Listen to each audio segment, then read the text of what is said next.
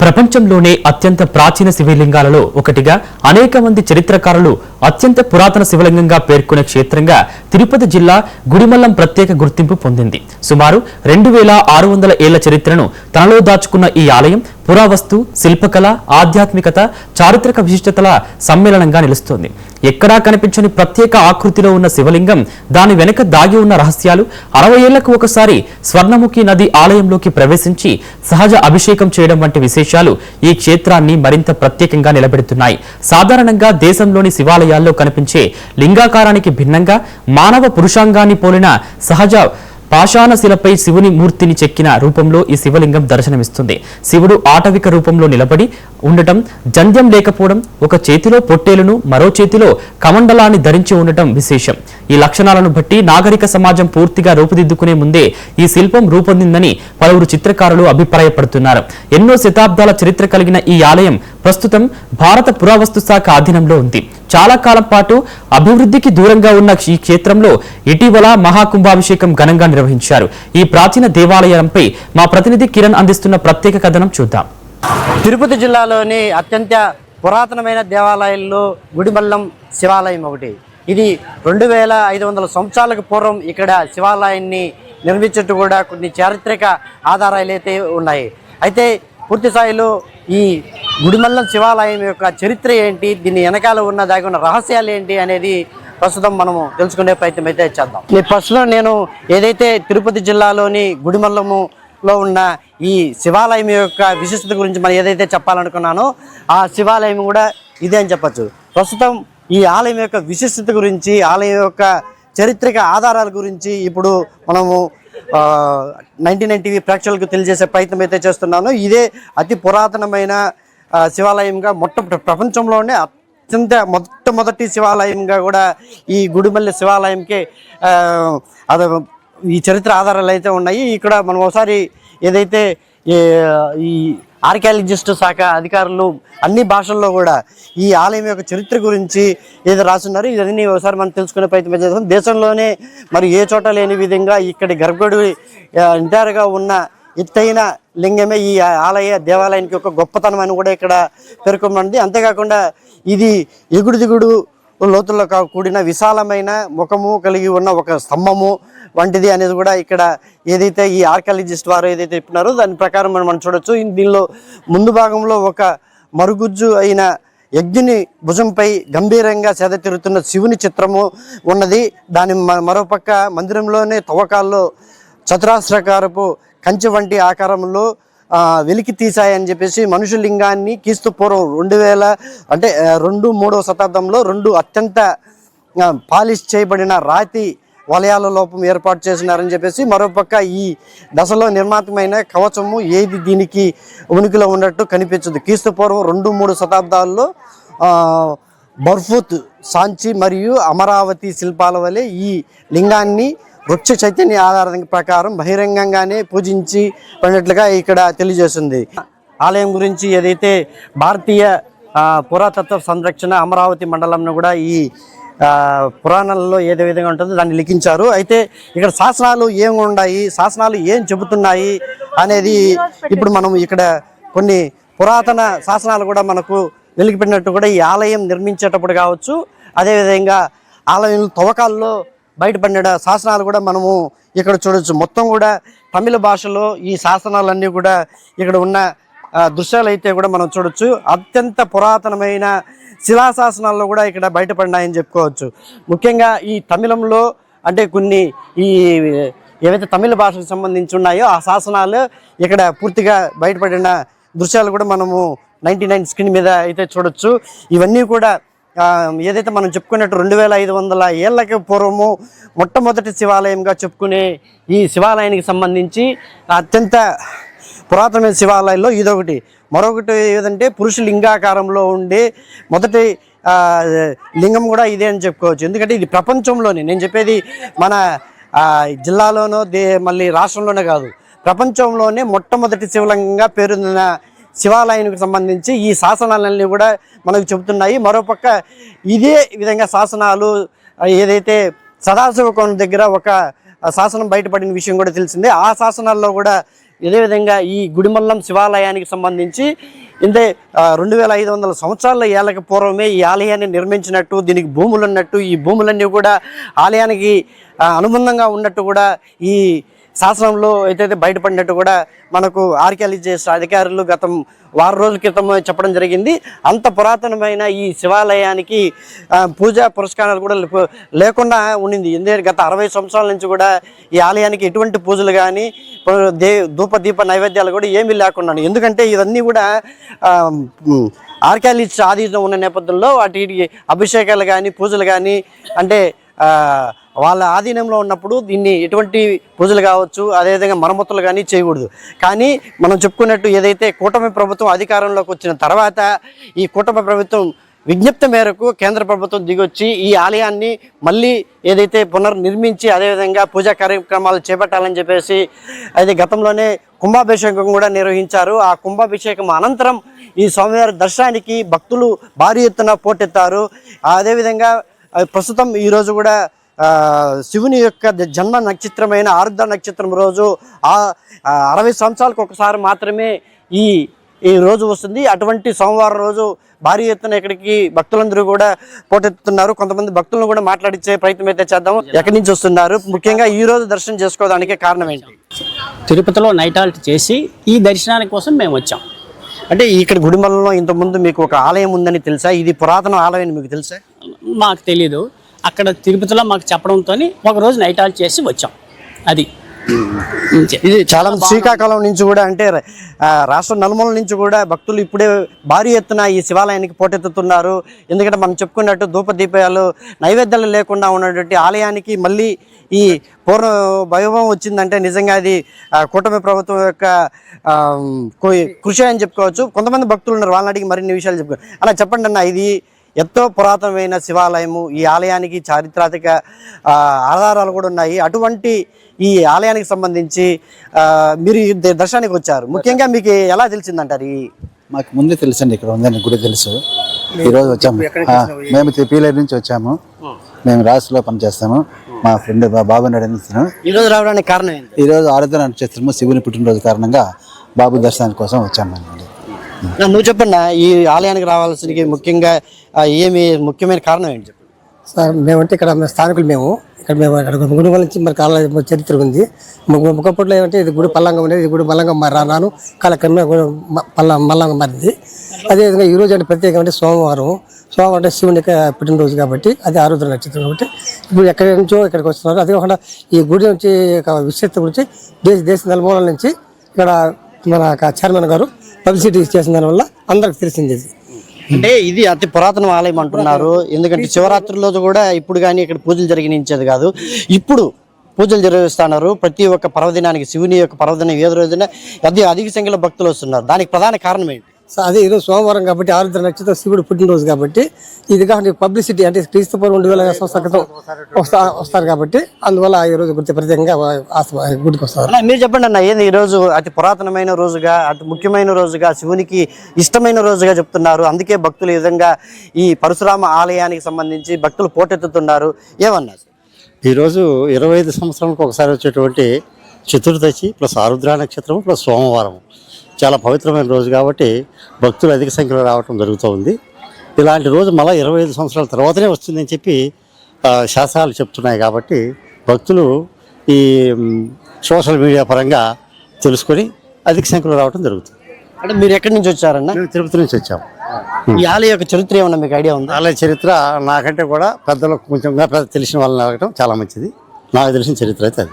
Okay, ఇది మనం చెప్పుకున్నట్టు భక్తులందరూ కూడా ఒకటే చెప్తున్నారు, అతి పురాతనమైన ఈ ఆలయానికి సంబంధించి గుడిమల్లం పరశురామ ఆలయానికి సంబంధించి మన చరిత్ర ఆధారాలు ఏవైతే చెప్తున్నాయో దాని ప్రకారము ఈ ఆలయానికి సంబంధించి పెద్ద ఎత్తున భక్తులందరూ కూడా తరలి వస్తున్నారు. ముఖ్యంగా ఈ రోజు రావడానికి కారణం కూడా చెప్తున్నారు, ఎందుకంటే మహాశివుని యొక్క జన్మ నక్షత్రం ఆరుద్ర నక్షత్రం సోమవారం ఈ కలిసి రావడం అనేది 60 సంవత్సరాలకు ఒకసారి మాత్రమే వస్తుంది. తర్వాత ఇటువంటి రోజున రావాలంటే ఇంకా 60 సంవత్సరాలు వేచి ఉండాల్సిన పరిస్థితి అయితే ఉంటుంది. కావున ప్రతి ఒక్కరూ కూడా ఈ శివాలయాలకు వచ్చి దర్శనం చేసుకుంటారు. ముఖ్యంగా ఏదైతే ఈ గుడిమల్లంలోనే ఈ పరశురామ ఆలయానికి మనం ఏదైతే చెప్పుకున్నట్టు పురాతనమైన చరిత్ర ఉందో ఆ చరిత్ర ఆధారంగానో, మరోపక్క ఈ శివలింగం ప్రపంచంలోనే మొట్టమొదటి శివలింగంగా పేరొందింది కాబట్టి ఎక్కువ జనాలు ఇంకా రాబోయే కాలంలో అత్యధికంగా భక్తులు వచ్చే అవకాశం ఉందంటూ కూడా భక్తులు అయితే చెప్పే పరిస్థితి అయితే కనిపిస్తుంది. మనం ఏదైతే చెప్పుకున్నామో తిరుపతిలోని గుడిమల్లం గురించి, ఆ చరిత్ర గురించి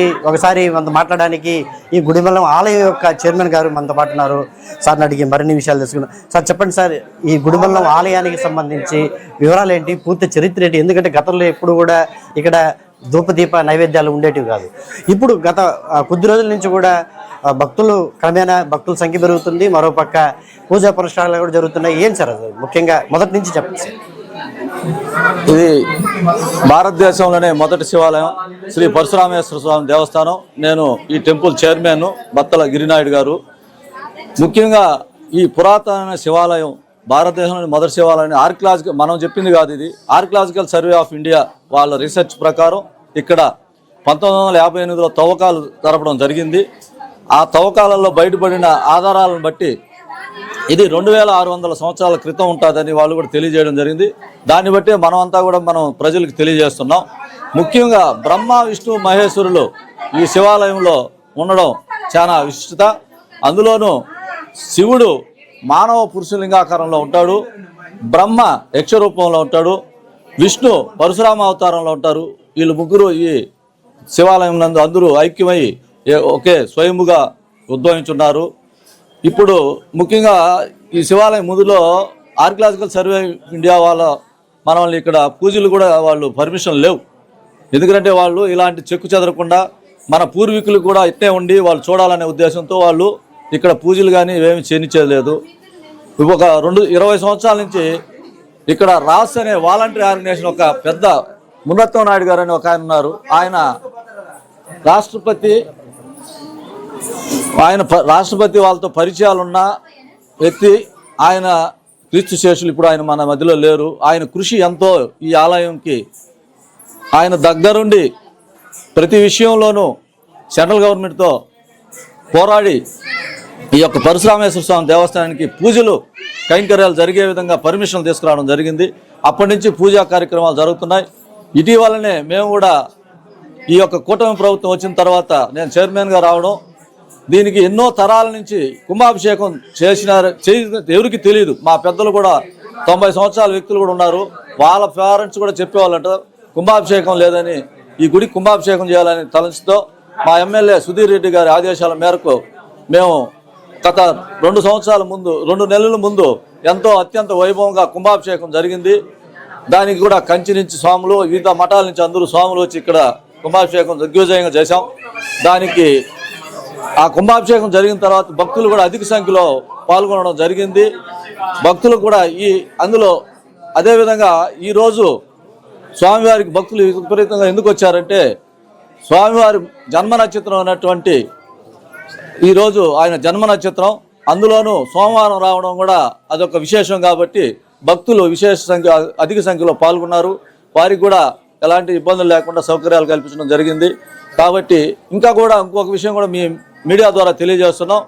ఇప్పుడు మా ఎమ్మెల్యే కృషితో సుధీర్ రెడ్డి గారు ఎంతో కృషి చేసి తిరుపతి నుంచి బస్సు సౌకర్యాలు తక్కువగా ఉన్నందువల్ల వారు కూడా ప్రతి గంటకి ఒక బస్సు గుడిమల్లం వచ్చే విధంగా ప్రయత్నాలు జరిగింది. ఇప్పుడు కూడా 2 అవర్స్కి ఒక బస్సు వస్తూ ఉంది.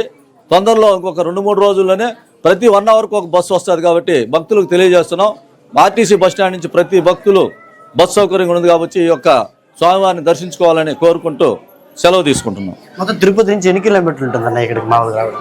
తిరుపతి నుంచి 20 కిలోమీటర్లు ఉంటుంది. అదేవిధంగా రేణుగుంట నుంచి 9 కిలోమీటర్లు, కాళహస్తి నుంచి కూడా 35 కిలోమీటర్లు. మేము ఈ యొక్క తిరుపతి నుంచి బస్సును కూడా ఒక ప్యాకేజీ లాగా తయారు చేస్తున్నాం మా ఎమ్మెల్యే ఆదేశాలతో. తిరుపతి నుంచి బయలుదేరి గుడిమల్లం దర్శనం చేసుకున్న తర్వాత తొండవనాడు వెంకటేశ్వర స్వామి దర్శనం చేసుకోవచ్చు. అదేవిధంగా కాళహస్తిని కూడా దర్శనం చేసుకొని మా ప్యాకేజీలోనే మా గైడ్లే ఉంటారు. వాళ్ళు దర్శనం చేసి మళ్ళీ తిరుపతికి తీసుకుని వెళ్తారు.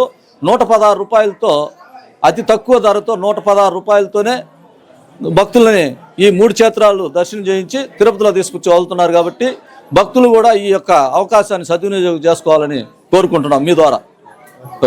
ఇది మొత్తం మీద ఏదైతే గుడిమల్లం శివాలయాన్ని గురించి చరిత్ర గురించి ఆలయ చైర్మన్ చెప్పడం జరిగింది. పూర్తి స్థాయిలో అంటే 50 సంవత్సరాల నుంచి కూడా ధూపదీప నైవేద్యాలు లేకుండా ఉన్నప్పటికీ ప్రస్తుతం కూటమి ప్రభుత్వం ఏర్పడ్డాక అంటే కేంద్ర ప్రభుత్వానికి విన్నవించుకున్న తర్వాత ఇప్పుడు మళ్ళీ కుంభాభిషేకం జరిగిన అనంతరం యథావిధంగా ధూపదీప నైవేద్యాలు అందుకున్నాయి. అందులో భాగంగానే ఈరోజు ముఖ్యంగా మహాశివుని యొక్క జన్మద నక్షత్రమైన ఆరుద్ర నక్షత్రం రోజు అదేవిధంగా సోమవారం రావడం మరీ ప్రత్యేకతగా సంతరించుకుంది. అందువలంగానే ఇక్కడికి అధిక సంఖ్యలో భక్తులందరూ కూడా పోటెత్తుతున్నారు.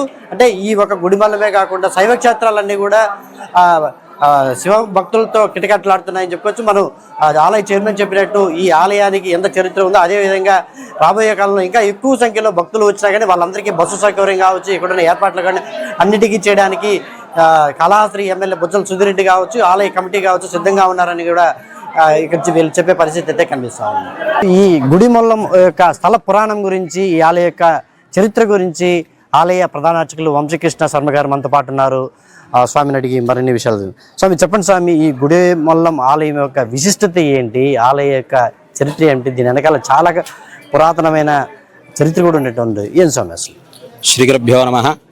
శ్రీ ఆనందవల్లి దేవి సమేత పరశురామేశ్వర స్వామివారి దేవస్థానం గుడిమల్లం భారతదేశంలోనే మొదటి శివాలయమైనటువంటి పరశురామేశ్వర స్వామివారి ఆలయంలో కూడాను త్రిమూర్తులు కొలువైనటువంటి క్షేత్రం ఇది. బ్రహ్మ రాక్షస అవతారంలో ఉన్నారు, పరశురాముడు విష్ణుమూర్తి అవతారంలో ఉన్నారు, పైన మానవుని పురుషలింగాకృతిలో కూడా ఈశ్వరుడు ఉన్నారు. ఇక్కడ స్వామివారు కూడా స్వయంభులింగం. సుమారు 2600 సంవత్సరాలకు పూర్వం నాటిది కూడా ఈ శివలింగం.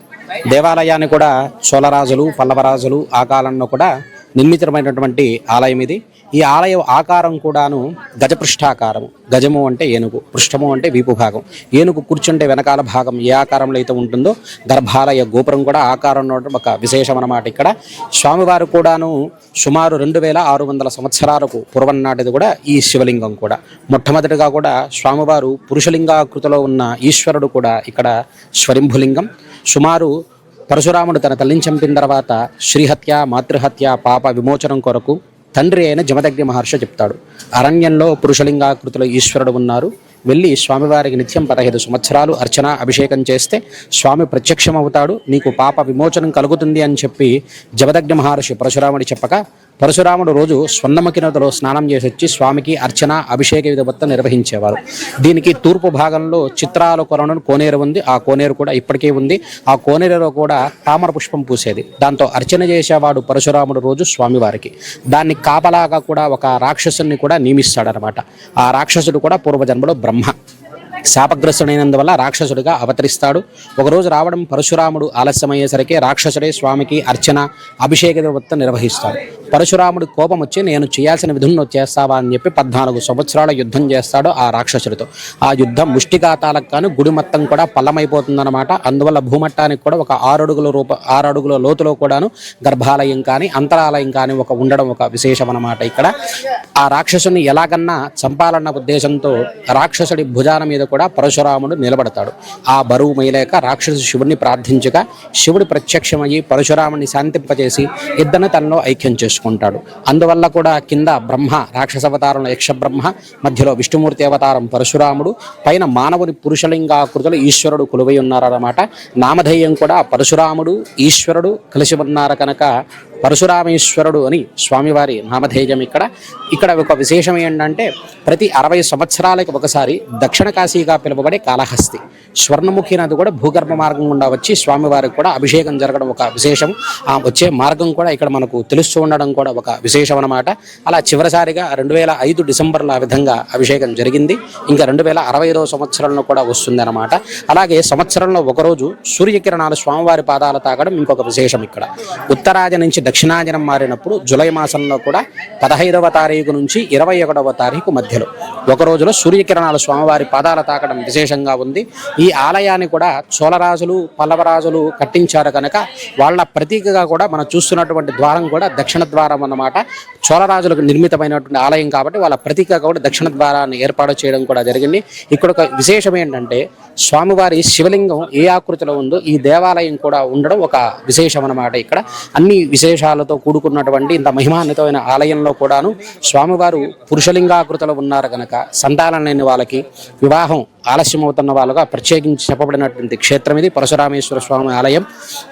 అలాగే పరశురాముడి అంతటి వాడికి పాప పరిహారార్థమైన స్థలం కనుక ఈ జన్మలో కానీ ఇహ జన్మలో కానీ చేసుకున్న పాపాలన్నీ కూడా నివృత్తి అవుతాయని చెప్పి ఒక ప్రతీక ఇక్కడ.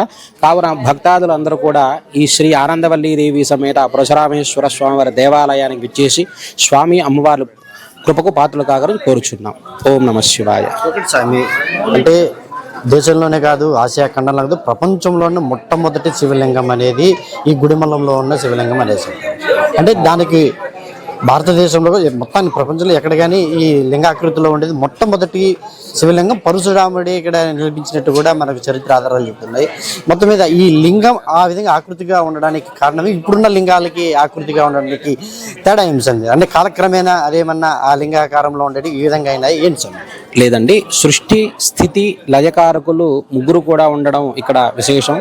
మనకు పురుషలింగాకృతిలో ఉన్న ఈశ్వరుడు కూడాను సుమారు మనకు ఆనవాళ్ళు ఇక్కడ ఉన్న చరిత్రను బట్టి కూడా త్రేతాయుగం నాటి వారు అని చెప్పి మనకు స్వామివారి పురుషలింగాకృతిలో ఉన్న విగ్రహం అని చెప్పి మనకు తెలుస్తోంది. కాకపోతే మనకి ఇక్కడ ఆనవాళ్ళు కూడా మనకు లభ్యమైనటువంటి ఆధారాల ప్రకారంగా 2600 సంవత్సరాలకు పూర్వం నాటిది. కానీ ఇక్కడ ఇంకొక విశేషం ఏంటండి అంటే ఎక్కడైనా కూడా శివుడికి పానుమట్టం కూడా ఉంటుంది. మన ఆలయంలో కూడా పానుమట్టం లేనటువంటి విగ్రహం కూడా మన పురుషలింగాకృతిలో ఉండడం ఒక విశేషం. ఆ పురుషలింగాకృతిలో ఉండడం చాలా అరుదైనటువంటి, మనకు ప్రపంచంలో కూడా ఎక్కడా కూడా లేనటువంటి విగ్రహం మన దగ్గర ఉండడం ఒక విశేషం మనకు. ఒకటి స్వామి, ఇంతవరకు పూజ పునస్కారాలు లేకుండా దీప నైవేద్యాలు లేకుండా ఉన్నటువంటి ఆలయానికి ఇప్పుడు ప్రస్తుతం ఆలయానికి అధిక సంఖ్యలో భక్తులు క్రమేపే వస్తున్నారు. దీనికి ప్రధాన కారణం అంటే గతంలో ఎందుకు ఈ పూజలు పునస్కారాలు లేకుండా ఈ ఆలయాన్ని ఇలా ఉండింది, దానికి కారణం ఏంటి? సుమారు ఈ ఆలయం కూడాను అప్పట్లో మన విజయనగర సామ్రాజ్యులు కూడా ఇక్కడ పరిపాలించారు అని చెప్పి ఒక ప్రతీకగా కూడా మనం ఈ మధ్య కాలంలో శాసనాలు కూడా వెలికి తీశారన్నమాట. రాను రాను కాలంలో కూడా ఈ ఆలయం కాస్త చాలా విలేజ్ కావడం, మారుమూల ప్రాంతం కాబట్టి చాలా పూజలు పునస్కారాలకు చాలా దూరంగా ఉండింది. ఈ గ్రామస్తులు ఇక్కడ సుబ్రహ్మణ్యేశ్వర స్వామివారు కూడా వల్లీ దేవతనగ మీద సుబ్రహ్మణ్యేశ్వర స్వామివారు ఉన్నారు. ఇక్కడ ఆషాఢ మాసంలో కృతికా నక్షత్రం రోజున ఆటి కృతిక చేయడం ఒక ఆనవాయితీగా వస్తుంది. మనకు దగ్గర ప్రాంతమైనటువంటి తమిళనాడు ఆచారం ప్రకారంగా కూడాను ఆడి కృతిక చేయడం ఆనవాయితీగా వస్తుంది. ఈ ఆనవాయితీని మాత్రమే గ్రామస్తులు కాస్త ఘనంగా జరుపుకునేటువంటి వారు ఆ కాలంలో కూడాను. ఇందులో 2007 నుంచి కూడా ఇక్కడ పూజా కైంకర్యాలు కూడా నిత్యం మనకు జరుగుతూ ఉన్నాయి.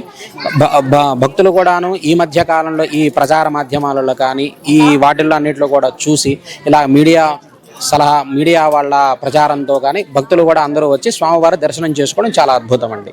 చివరిగా స్వామి, ఏదైతే మొన్న కైలాస కొండలో కూడా కొన్ని శాసనాలు అయితే బయటపడినాయి, ఆ శాసనాల్లో కూడా ఈ ఆర్కియాలజిస్టుల వారు పూర్తి స్థాయిలో అక్కడ దాన్ని మొత్తం పరిశీలించిన అనంతరము ఇది గుడిమల్లంకి సంబంధించి ఈ శాసనాలుగా కూడా గుర్తించారు. ఎందుకంటే ఇక్కడ సదాశివ కొండ అనేది చాలా దూరంలో ఉంది, గుడిమల్లం చాలా దూరం ఉంది.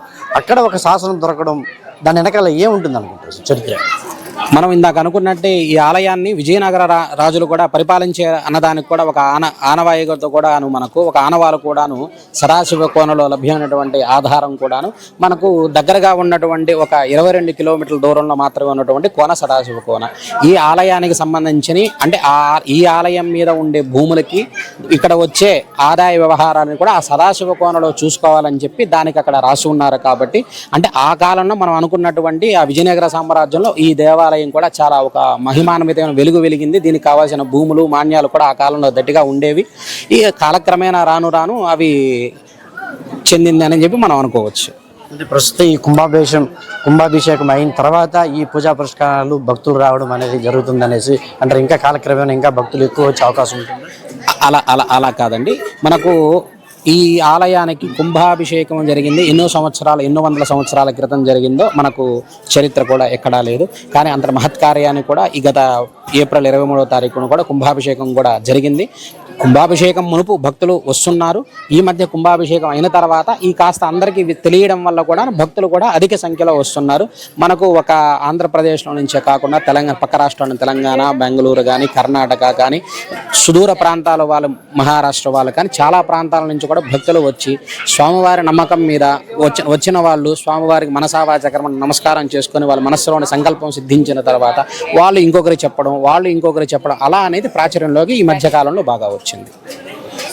ఇది మొత్తం మీద ఏదైతే గుడిమల్లంలోని అతి ప్రాచీనమైన 2600 సంవత్సరాలకి ఆలయానికి సంబంధించి చరిత్ర ఏ విధంగా ఉన్నది ఈ స్వామి మనకు తెలియజేశారు. మరీ ముఖ్యంగా ఏదైతే గతంలో ఏదైతే సదాశివ కోణంలో కొన్ని శాసనాలు ఏదైతే దొరికినాయో ఆ శాసనాల ద్వారా కూడా అది విజయనగర సామ్రాజ్యాలకు అనంతరం కూడా అప్పుడు భూములు కూడా ఇక్కడ ఈ ఆలయానికి సంబంధించినటివి అనే ఆధారాలు కూడా బయటపడడంతో ఇంకా పూర్తి స్థాయిలో ఈ ఆలయానికి భక్తుల సంఖ్య క్రమేపైన పెరుగుతూ వస్తుంది. అంతేకాకుండా సంతానం లేని వారికి ఈ స్వామివారిని దర్శించుకుంటే ఖచ్చితంగా సంతానం కలుగుతుంది అనేది ఎక్కువగా దానంలా పాకడంతో ఎందుకు అధిక సంఖ్యలో భక్తులు కూడా ఈ గుడిమల్లం పరశురాం ఆలయానికి తరలి వస్తున్నారని కూడా స్వామివారు చెప్పే పరిస్థితి అయితే గమనించుకోవాలి. కెమెరా పర్సన్ జయప్రకాష్తో కిరణ్ 99 టీవీ తిరుపతి నుంచి.